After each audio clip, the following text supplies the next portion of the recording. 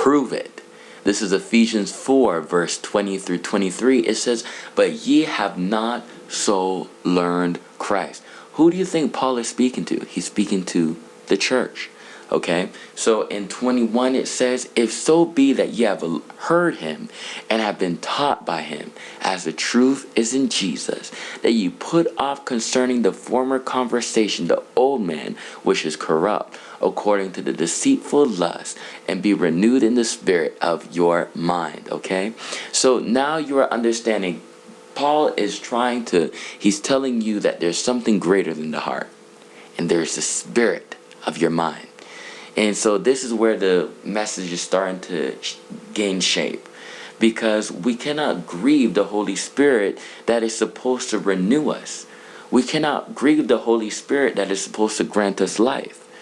We cannot grieve the Holy Spirit that is the very truth as to why Jesus Christ died. Okay? So as we have already deciphered who Paul is speaking to, in the same sense that we've already deciphered who God is speaking to, he's speaking to you. And that you could put away the former conversation of the old man, which basically means that when you thought that you can't do it and you can't become perfect and you can't have this embodiment and you can't become, converted to the fullness of the truth, you can.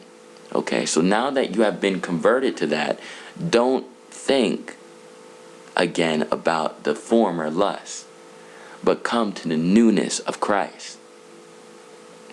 For it says here that you have been renewed in the spirit of your mind, the same way that your mind could deceive you. The mind could be weak or the mind could be strong. And what I mean is that if your mind believes that you could become perfect, then it's going to be working to become perfect. And how it does that is that when sin wants to enter into your heart and wants to proceed in your mind, and then it wants to come forth by your mouth, the mind is going to stop it and it's going to say, no, you have purpose. You have a reason to live. Christ died for you that you could have this righteousness that he has prescribed on the fleshy tables of your heart. The same way that a doctor prescribed medication, he has prescribed you life and he has given it unto you more abundantly. So you need to wake up. Put away this foolish conversation and allow God to be manifested in every member of your body. Wow. So now your spirit has now renewed your mind that it can do all what God says that you could do. But it's not for the world to tell you that you are powerful. You got to believe it. If you believe it, then receive it. Prove it. It's amazing what you can do as long as you believe. There are things in your workplace, things in your life that you never thought you could do, but when tribulation came, it was either you get over it or it swallow you up. Well, what about sin? Are you going to let it control you the rest of your life? Are you going to become or overcome it?